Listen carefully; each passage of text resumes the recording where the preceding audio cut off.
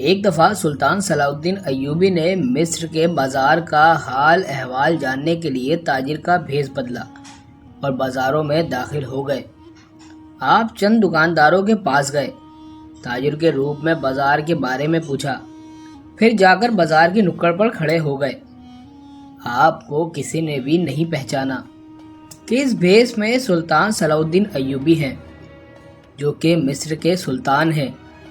سلطان اپنی آنکھوں سے بازار کو بڑی باریکی سے دیکھ رہے تھے کہ کس طرح کے گاہک بازار میں آ رہے ہیں اور کن کن چیزوں کی خرید و فروخت ہو رہی ہے۔ بازار میں تاجروں کا گاہکوں کے ساتھ رویہ کیسا ہے۔ ابھی سلطان یہ چیزیں دیکھ ہی رہے تھے کہ آپ کی نظر ایک نوجوان پر پڑی، جس کو دیکھ کر سلطان کی نظریں چند لمحوں کے لیے ساکت ہو گئی۔ وہ نوجوان بہت زیادہ خوبصورت اور حسین و جمیل تھا۔ اس کو دیکھ کر ایسا لگتا تھا کہ آج کے دور کا یوسف ہے، لیکن حیرانی کی بات یہ تھی کہ وہ نوجوان ہاتھ میں ایک ڈبہ پکڑے ہوئے تھا، جس کو دیکھ کر معلوم ہوتا تھا کہ وہ نوجوان جوتوں کی مرمت کا کام کرتا ہے۔ آپ اس نوجوان کو بڑے غور سے دیکھ رہے تھے کہ نوجوان کہاں جاتا ہے اور کیا کرتا ہے۔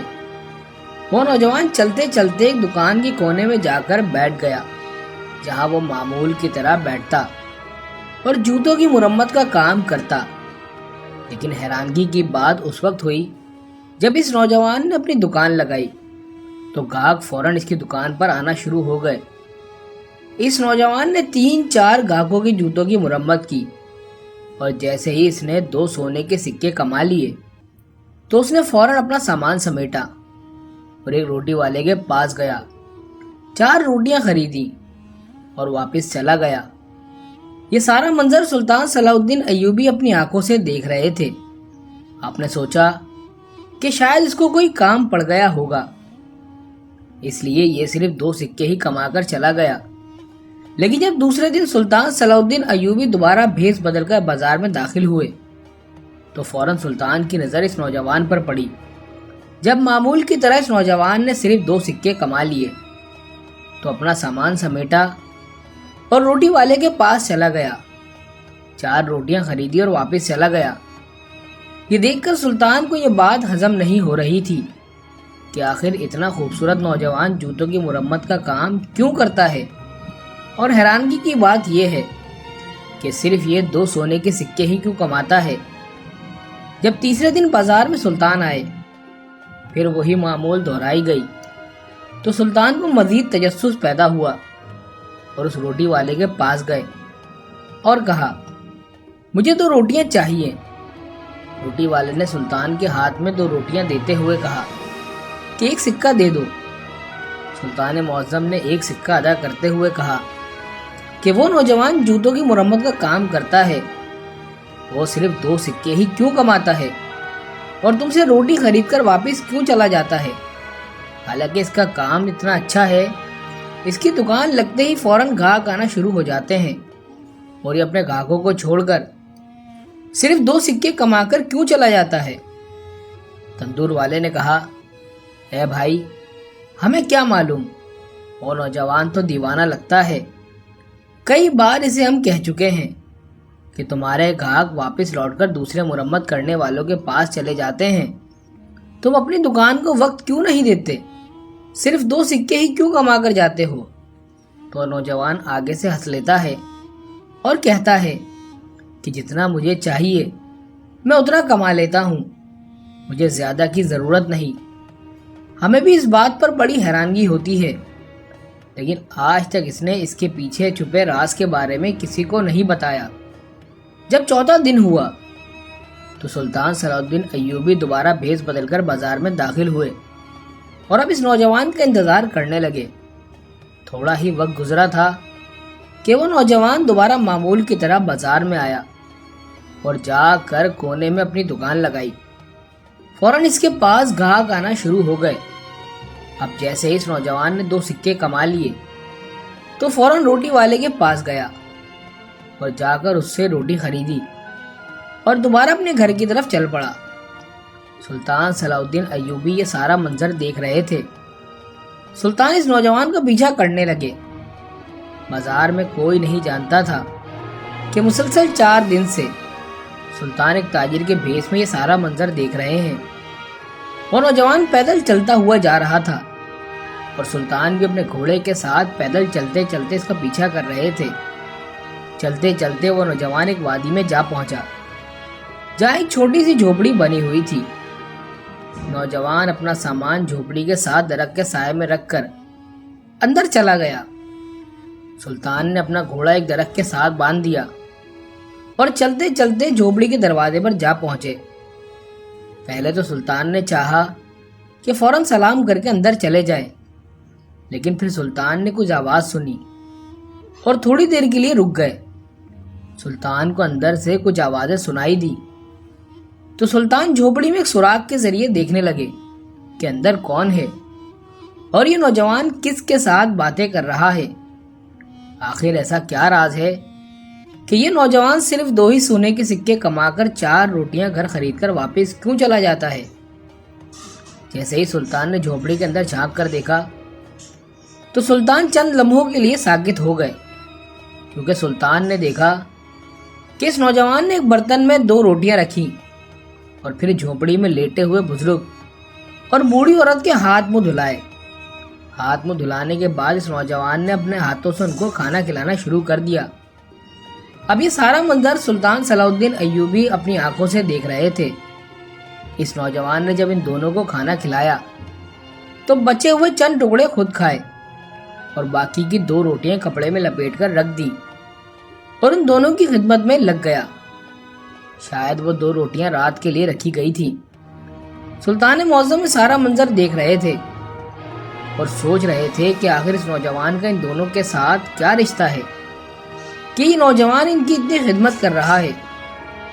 اب سلطان سے برداشت نہ ہوا اور سلطان صلاح الدین ایوبی سلام کر کے جھوپڑی کے اندر آ گئے۔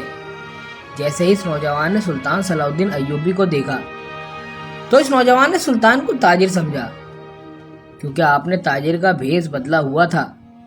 نوجوان نے آپ کو بیٹھنے کا اشارہ کیا، آپ کے سامنے پانی حاضر کیا۔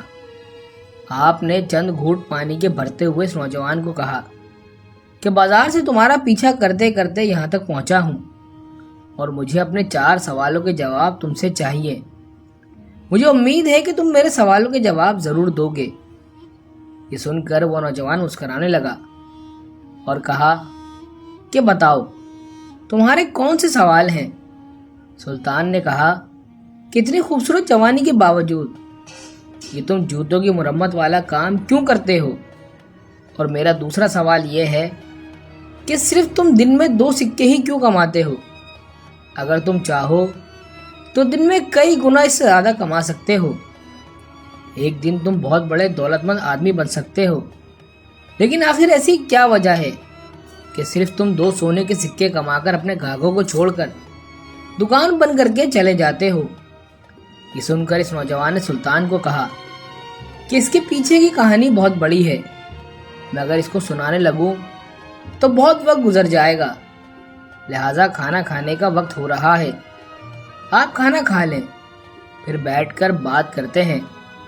سلطان نے کہا میں نے بھی 2 روٹیاں اسی تندور والے سے خریدی تھی جس سے تم خریدتے ہو، آؤ بیٹھ کر پہلے کھانا کھاتے ہیں، پھر تم مجھے اپنی کہانی سنانا۔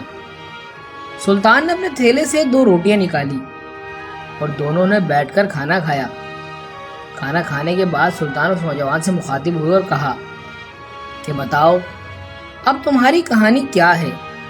تو اس نوجوان نے کہا کہ یہ بوڑھا آدمی میرا باپ ہے اور یہ بوڑھی عورت میری ماں ہے، اور مجھے بچپن ہی سے سلطان کا وزیر بننے کا شوق تھا۔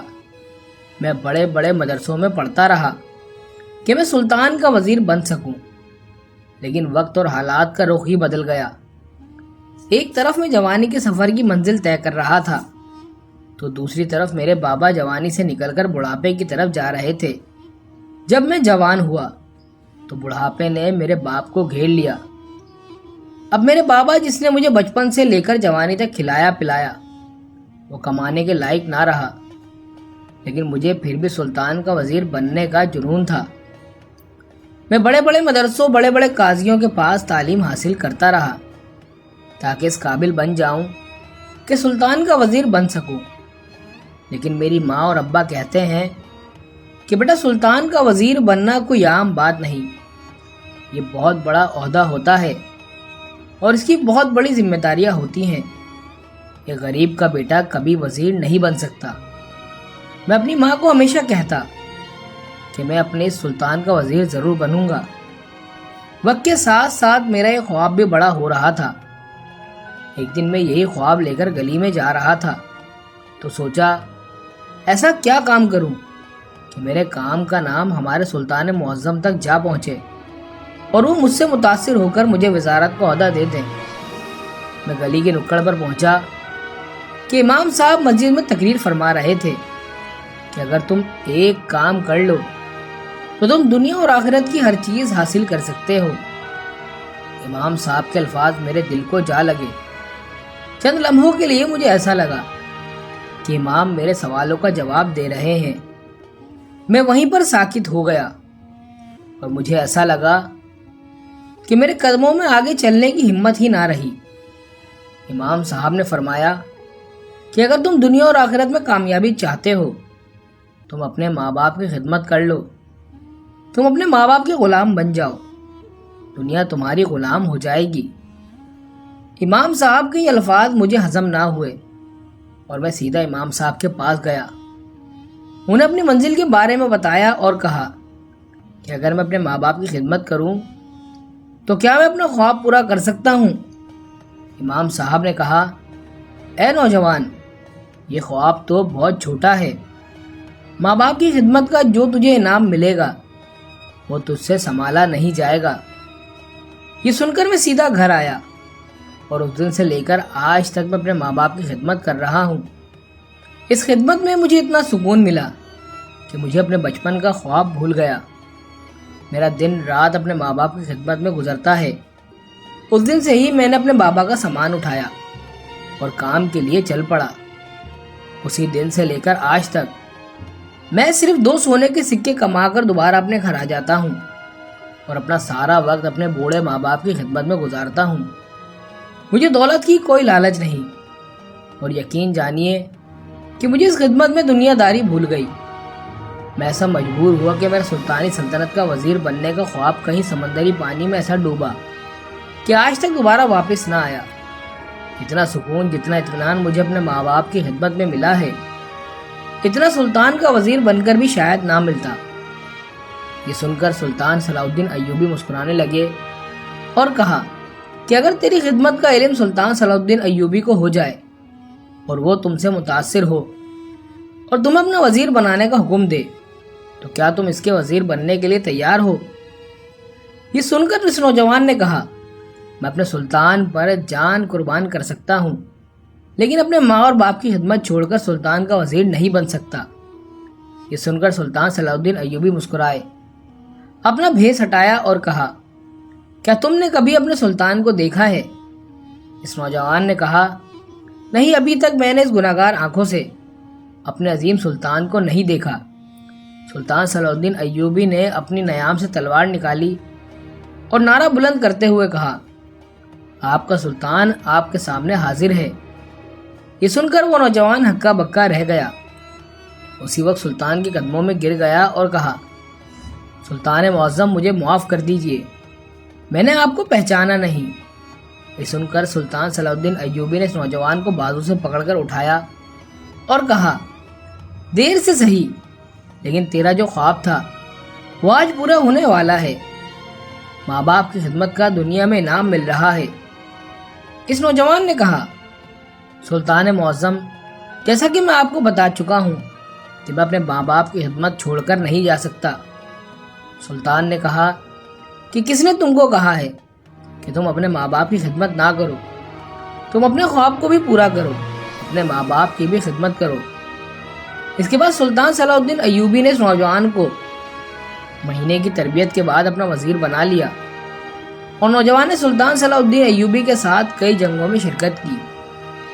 آپ نے کئی فتوحات حاصل کی اور اسی طرح وہ نوجوان جس کا باپ جوتوں کی مرمت کا کام کرتا تھا، اس کا بیٹا سلطان صلاح الدین ایوبی جو کہ مصر کے سلطان تھے، اس کا وزیر بن گیا۔ وہ کوئی عام سلطان نہیں بلکہ سلطان صلاح الدین ایوبی کے وزیر تھے۔ یہ ماں باپ کی خدمت کا انعام تھا۔ اللہ تعالیٰ ہم سب کو اپنے ماں باپ کی خدمت کرنے کی توفیق عطا